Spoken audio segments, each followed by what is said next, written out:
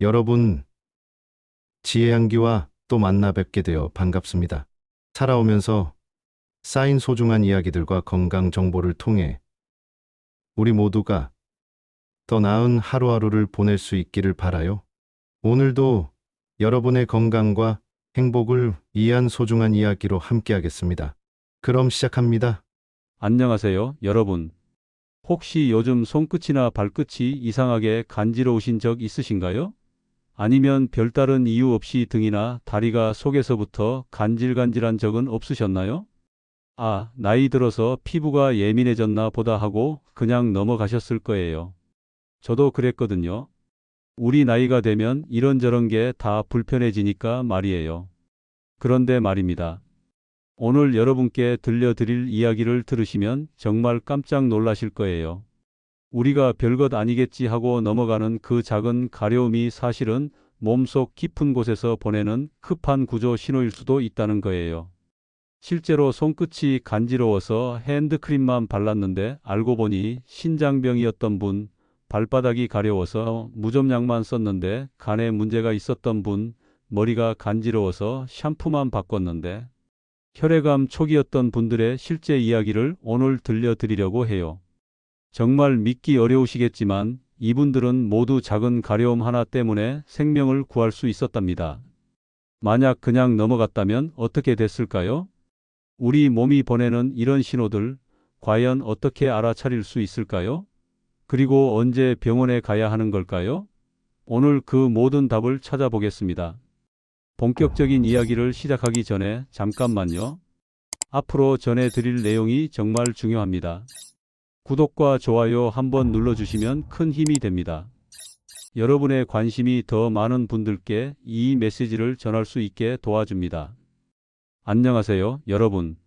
오늘은 정말 중요한 이야기를 들려드리려고 합니다. 혹시 여러분도 손끝이나 발끝이 이상하게 간지러운 적 있으신가요? 보통은 그냥 피부가 건조해서 그런가 보다 하고 넘어갑니다. 저도 그랬거든요. 그런데 말입니다. 지난달 제 친구분의 이야기를 듣고 정말 깜짝 놀랐습니다. 부산에 사시는 72세 김영자 할머니 이야기인데요. 이분이 올해 초부터 손가락 끝이 자꾸 간지러우셨답니다. 처음엔 겨울이라 건조해서 그런가 싶어서 핸드크림도 발라보고 약국에서 연고도 사서 발라봤대요. 그런데 이상한 게 아무리 발라도 소용이 없었답니다. 특히 밤에 잠자리에 들면 더 심해져서 자꾸 긁게 되더래요. 손톱으로 긁어도 시원하지 않고 오히려 더 간지러워지는 거예요. 그래서 처음엔 동네 피부과에 가셨답니다. 의사 선생님도 보시더니 피부는 별로 이상이 없는데 일단 보습제 열심히 바르세요 라고 하시더래요. 그래서 김영자 할머니도 나이 들어서 피부가 약해진 거구나 하고 생각하셨답니다.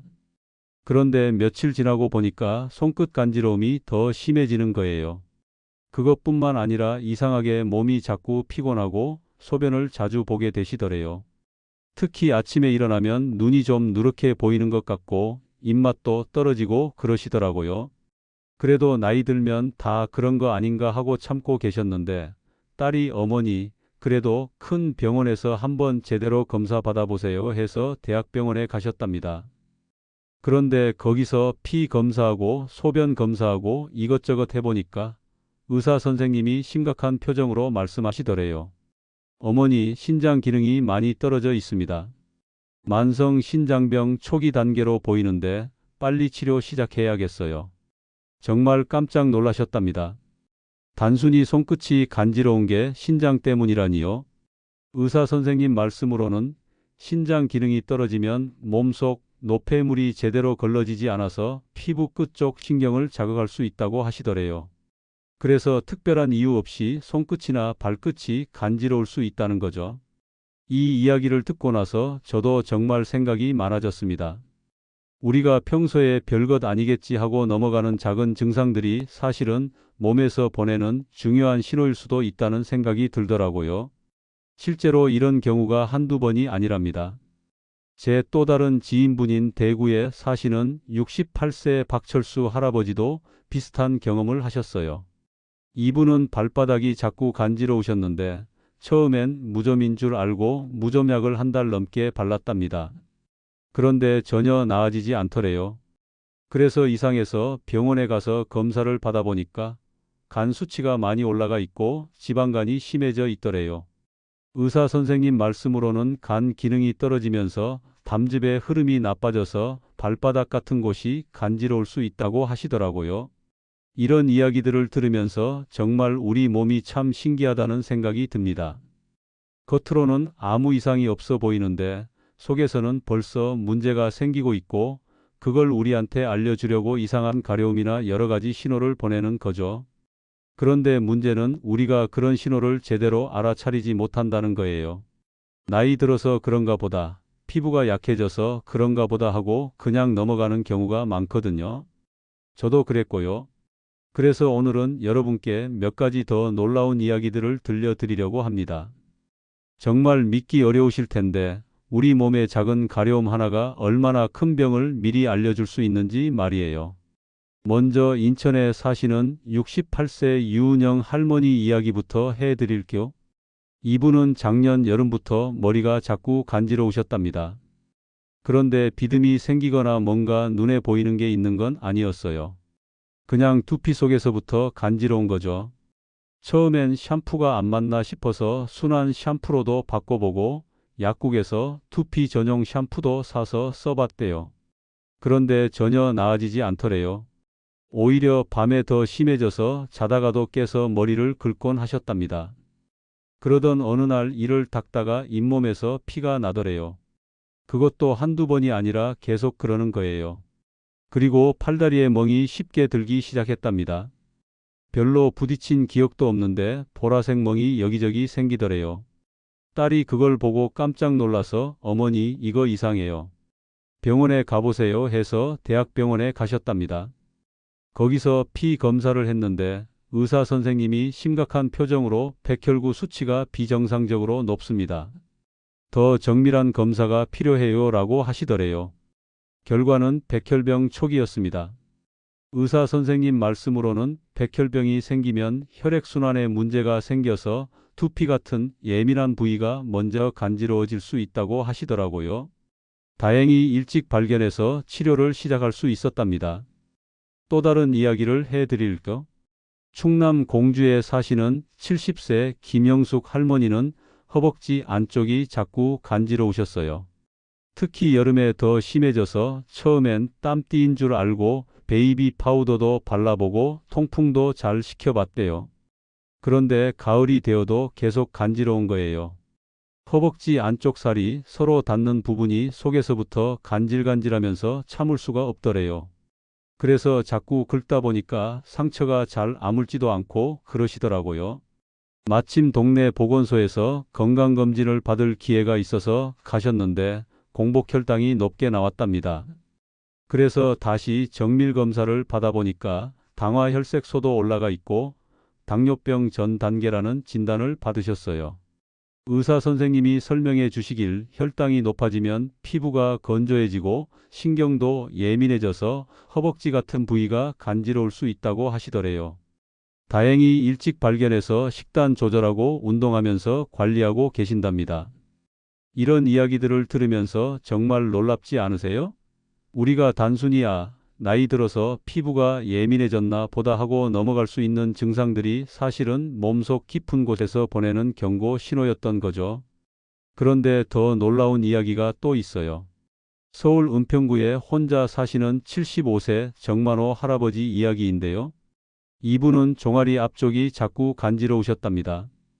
처음엔 바지가 거칠어서 그런가 싶어서 부드러운 바지로 바꿔 입어도 보고 보습제도 발라봤는데 소용이 없었어요. 오히려 긁다 보니까 딱지가 생기고 그 딱지가 떨어지면 또 간지럽고 그런 악순환이 계속되더래요. 밤에 잠을 제대로 못 잘 정도로 간지러워서 혼자 사시니까 더 힘드셨겠죠. 그래서 결국 병원에 가셨는데 의사 선생님이 종아리를 만져보시더니 림프절이 좀 부어 있는 것 같네요 하시면서 초음파 검사와 피 검사를 해보자고 하시더래요. 검사 결과가 나오고 나서 의사 선생님이 조심스럽게 말씀하시길 림프종이라는 혈액암의 일종이 의심된다고 하시더라고요. 다행히 초기에 발견해서 치료가 가능하다고 하셨지만 정말 깜짝 놀라셨답니다. 의사 선생님 설명으로는 림프종이 생기면 림프순환에 문제가 생겨서 다리 같은 부위가 간지러워질 수 있다고 하시더라고요. 만약 그냥 나이 들어서 그런가 보다 하고 넘어갔다면 훨씬 늦게 발견됐을 거라고 하시더래요. 이렇게 들으니까 정말 무섭기도 하지만 한편으로는 우리 몸이 참 똑똑하다는 생각도 들어요.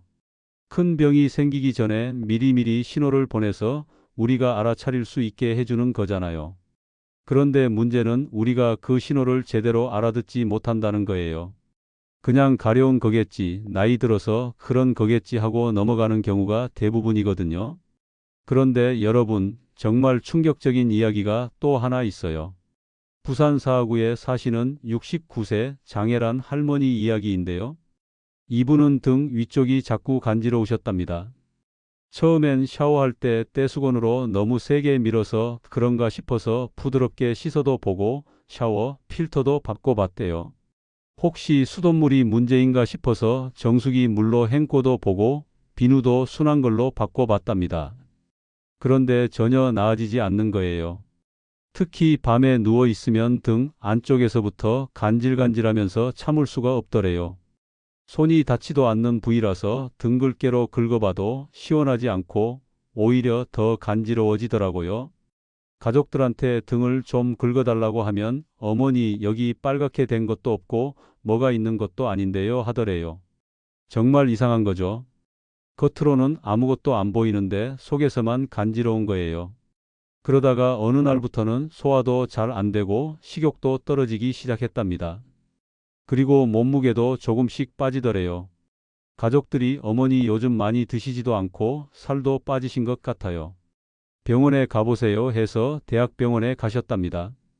의사 선생님이 증상을 듣고 혈액 검사부터 해보자고 하시더니 간 수치가 많이 올라가 있다고 하시더래요. 그래서 복부 CT 촬영을 했는데 결과를 보시던 의사 선생님 표정이 심각해지더래요. 할머니, 담관에 문제가 있어 보입니다. 담관이 막혀 있고 그 주변에 종양이 보여요. 담도암 가능성이 높습니다라고 하시더라고요. 정말 하늘이 무너지는 기분이셨겠죠. 의사 선생님 설명으로는 담도에 문제가 생기면 담즙이 제대로 흐르지 못해서 독소가 몸에 쌓이게 되고 그게 신경을 자극해서 등 같은 부위가 간지러워질 수 있다고 하시더래요. 다행히 그래도 일찍 발견한 편이라서 수술할 수 있다고 하셨답니다. 이런 이야기들을 들으면 정말 소름이 돋지 않으세요? 우리가 그냥 간지러운 거겠지 하고 넘어갈 뻔한 증상들이 사실은 생명과 직결된 큰 병의 신호였던 거예요. 그런데 여기서 정말 중요한 건 이분들이 모두 처음에는 피부 문제라고 생각했다는 거예요. 김영자 할머니도 피부과부터 가셨고 박철수 할아버지도 무좀인 줄 알았고 유은영 할머니도 샴푸를 바꿔봤잖아요. 우리가 흔히 착각하는 게 바로 이거예요. 가려우면 당연히 피부 문제라고 생각하는 거죠. 하지만 실제로는 우리 몸속 장기들이 문제가 생겼을 때 그 신호가 피부로 나타나는 경우가 많답니다. 특히 우리 같은 나이가 되면 더욱 그래요.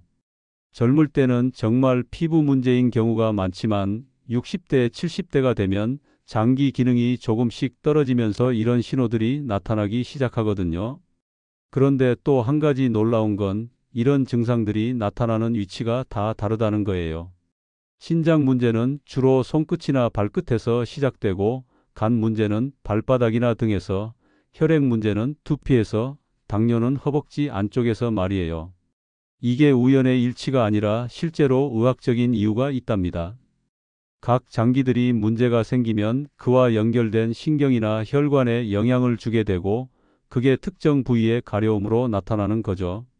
그래서 의사 선생님들도 요즘은 환자가 특별한 이유 없이 계속 간지러워요 라고 하면 단순히 피부과로만 보내지 않고 전체적인 건강검진을 권하는 경우가 많아졌답니다.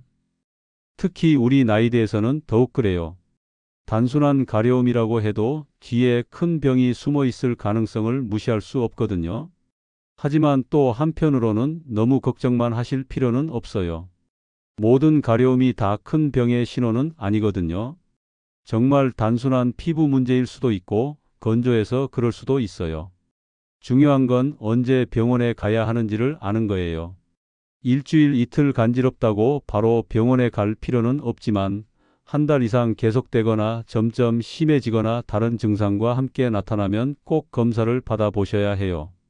그렇다면 우리는 어떻게 해야 할까요? 먼저 가장 중요한 건 우리 몸의 신호를 무시하지 않는 거예요. 앞서 말씀드린 분들의 공통점이 뭔지 아세요? 처음엔 다들 별것 아니겠지 하고 넘어가려고 했다는 거예요. 김영자 할머니도 처음엔 나이 들어서 그런가 보다 하셨고, 박철수 할아버지도 그냥 무좀이겠지 하셨잖아요.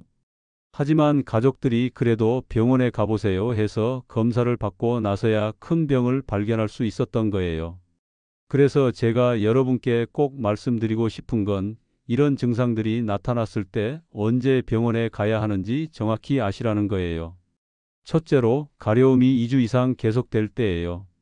하루 이틀 간지러운 건 누구에게나 있을 수 있어요. 하지만 2주 넘게 계속되면서 점점 심해진다면 반드시 병원에 가보셔야 해요. 둘째로, 특별한 이유 없이 간지러울 때예요. 새로운 비누를 쓴다거나 옷이 거칠다거나 하는 명확한 이유가 있으면 그 원인을 제거해 보면 되죠. 하지만 아무 이유 없이 계속 간지럽다면 몸속에 다른 문제가 있을 수 있어요. 셋째로, 가려움과 함께 다른 증상이 나타날 때예요. 피로감이나 소변 변화, 식욕 부진, 체중 감소, 잇몸 출혈 같은 증상이 함께 나타나면 더욱 주의해야 해요.